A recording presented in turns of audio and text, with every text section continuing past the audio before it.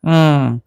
So ito yung mga kababayan, ito yung sunod. Ano 'yan? Nako, mga kababayan, yung DOJ. Ano yung DOJ? Mga kababayan, DOJ, kakasuhan na po no ng DOJ or pinapakasuhan na ng DOJ si Baligod at ang Maleta Boys. Nako, patay ka diya. Mga kababayan, papakasuhan no ng DOJ or nirekomenda na mga kababayan. DOJ recommends cyber libel case versus 18 Maleta Boys ni Baligod. Naku, patay ka diya. Mga kababayan, nasa DOJ na. Kung 18 sinasabing Maleta Boys at si Attorney Levy Baligod, pinakakasuhan na sa korte ayon sa nagreklamong si dating Senador Trillanes. Narito ang balitang kumpirmado sigurado mula DOJ ni Radyo Patrol, Steve Ras. Patay. Tito Winnie, nirekomenda na umano ng Department of Justice na kasuhan na sa korte si Attorney Levy Baligod at 18 bodyguard si dating Congressman Saldico. Base sa post online ni dating Senador Antonio Trillanes IV, naglabas na ng rekomendasyon ng Justice Department na kasuhan ng cyber libel at perjury sina Baligod at 18 sinasabing Maleta Boys. Kasunod ng mga naging pahayag ito laban sa dating senador. Matatanda nagsampa ng patong-patong na kaso si Trillanes laban sa mga nasabing personalidad matapos siyang akusahan na nakatanggap umano ng mali-maletang pera para suhulan ang mga tauhan ng International Criminal Court o ICC. Sa ngayon ay wala pang inilalabas na pahayag ang DOJ kaugnay ng nasabing resolusyon. Yan ang balitang kumpirmado sigurado. Ito ang Radyo Patrol, Steve Raz, DZMM. Thank you, Steve Raz. Na paano yan ngayon? So, kung naalala nyo din, mga kababayan, nung nakaraan, meron ding warrant of arrest itong si Baligod na pinapaaresto sa opisina niya sa BGC. So, ang nangyari ngayon, mga kababayan, ay talagang goodbye. No? Wala na. Sa totoo lang, mga kababayan. Wala nang pag-asa. Mga kababayan, baka mauubos. Diba? Mauubos talaga sila, mga kababayan. Tapos, balibalita ko pa, mga kababayan, ay tawag dito, gagawin pang witness ng ombudsman itong Maleta Boys laban sa kaso ni Martin Romualdez. Di ba? Gagawin pang witness, mga kababayan, ang Maleta Boys laban sa kaso ni Martin Romualdez. Paano yan? Mga kababayan. So, ano mangyayari dyan ngayon? Wala na. Ito ang mangyayari dito. Maabsuelto si Martin dito. Di ba? Maabsuelto si Martin. Bakit? Kasi kung makasuhan ng cyber libel ang Maleta Boys, tapos, syempre, tignan niyo mga kababayan, hindi lang isa yung nagkaso sa kanila, apakadami. Ngayon, saan sila kukuha ng mga danyos nun? Yung mga charges. So, pag nakulong ito, ibig sabihin, sinungaling sila kasi nakasuhan sila eh. Nakulong, walang pampiyansa, hindi kayang bayaran.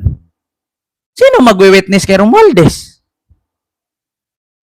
Di ba, mga kababayan, pwede kang gawing state witness. Pwede kang gawing star witness kung walang nagkaso sa'yo, kung malinis ka. Paano ka maging state witness laban kay Romualdez? Ikaw tadtad ka ng kaso. Di ba, sa pinapaliwanag ni Jinky Luistro, di ba, ganyan din ang senaryong na mga pangyayari, mga kababayan, na gusto gawin ni Marcolita ang state witness, ang mga diskaya. So, ang nangyari, sabi ni Jinky Luistro, paano mo gagawing state witness yung sarili mo kung ikaw mismo ay tinadtad ng kaso? Pwede ka maging state witness kung walang nagreklamo sa'yo, ikaw yung magiging state witness. Paano ka maging state witness kung ang kaso mo ay sandamakmak, sandamukal, sangsako, umaapaw? Di ba? So, ang mangyari, mga kababayan, maabsueltos Martin. Di ba? Magre-reflect ka ni. State witness mo, 18. Lahat tagtag ng kaso. Paano ka gawing state witness ngayon? Mangyayari doon, hearsay ka lang. Ano ka lang, bulaklak ka lang doon. Dagdag ano ka lang, dagdag kwento ka lang ang mangyari sa'yo, imbis na kayo yung magiging state witness. Ito kasi yung mali mga kababayan. Paano mo gagawing state witness yung 18 maleta boys ni Baligod, pati si Baligod, kung sila mismo tinaddad ng kaso? So, hindi ka kasi pwede magiging state witness, mga kababayan. No? Alam nyo, sa mga may alam sa batas, i-research ninyo. Hindi ka po pwedeng maging state or star witness. State witness or star witness ba ang tawag dyan? Kung ikaw mismo ay tagtad ng kaso. Kasi bakit? Magko-conflict of interest yan eh. Magko-conflict sa'yo. Bakit? Magsasabi ka ng totoo pero ikaw tagtad ng kaso? Nagmamalinis ka pero ikaw marumi pala?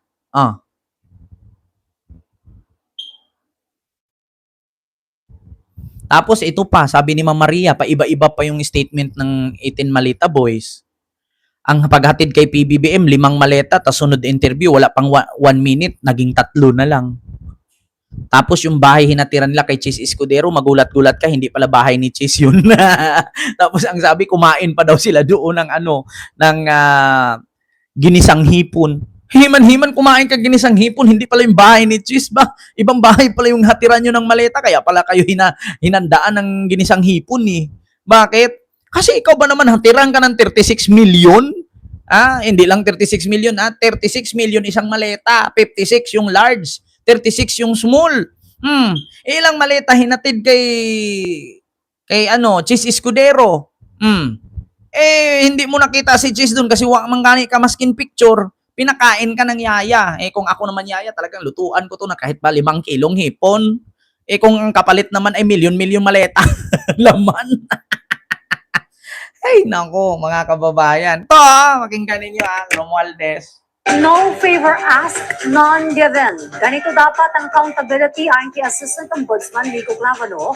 Kasunod ito ng kumpirmasyong pinagsusumiti na ng counter affidavit si dating House Speaker Martin Romualdez at iba pang mga respondents kaugnay sa investigasyon ng flood control scam. Yan ang ulat ni Rod Lagusa. Binigyang diin ni Pangulong Ferdinand R. Marcos Jr. sa kanyang ikalimang State of the Nation address na malapit nang maisampa ang mga kaso laban sa kanyang pinsan na si dating House Speaker Martin Romualdez kaugnay ng issue ng flood control projects. Anya, umabot na sa halos 25 bilyong pisong halaga ng pera at ari-ariya ng nabawi at na-freeze mula sa mga akusado. Ayon kay Assistant Ombudsman Nico Clavano, ganito dapat ang accountability. Walang hinihinging pabor, walang ibinibigay na pabor. Ayon sa anti-graft body, pinahalaga nito ang mandato nito kasama na ang pagsunod sa ebidensya. Saan man ito patungo, kabilang na ang malalapit sa Pangulo mismo. Dagdag ni Clavano, magpapatuloy ang Office of the Ombudsman sa tungkulin nito na may katatagan, katarungan at walang kinikilingan, walang takot at walang pinapaboran hanggat ito ay inaatas ng ebidensya at ng batas. Una nang sinabi ni Ombudsman Jesus Crispin Rimulya na malapit ng masampahan ng kaso si Romualdez. We're very close to filing the plunder charges, but we still have to cross the T's and dot some I's and probably put periods in sentences. Yun na lang, ganun kalapit na yan.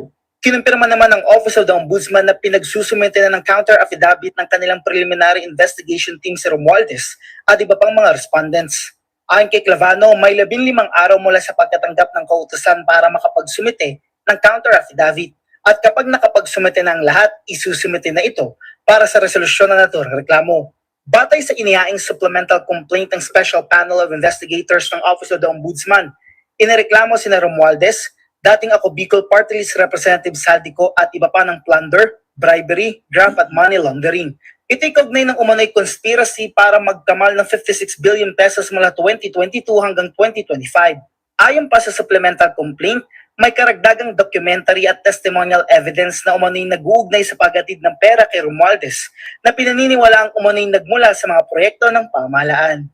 Sa inilabas na payag naman ni Romualdez, sinabi nito na masakit man ito para sa kanilang pamilya, ay kanyang iginagalang ang naging payag ng Pangulo sa kanyang SONA kahapon. Iginiit niya na hindi kailanman siya humingi ng pabor o espesyal na pagtrato. Ayon pa kay Romualdez, ang paggawa ng tama ay ang pagsunod sa tamang proseso at hayaan ng ebidensya na siyang magsalita. Muli rin niyang iginiit na wala siyang nilabag na batas at handa niya itong patunayan. Samantala, ilang personalidad na ang nakakulong kaugnay ng flood control projects kabilang sa mga kinasuhan, sina dating Senador Bong Revilla, kaugnay ng umano'y Ghost Flood Control Projects Bulacan, at si Senador Jinggoy Estrada dahil sa umano'y issue ng flood control projects. Naharap din sa mga kaso ang mag-asawang contractor na sina Sara at Curly Discaya, gayon din ang ilang opisyal ng DPWH sa Mimaropa, Davao Occidental at Bulacan 1st District Engineering Office. Ilang araw bago ang SONA, nagsampa ang Office of the Ombudsman ng 14 na counts ng graft laban kay Uswag Ilonggo Party List Representative Jojo Ang Jr.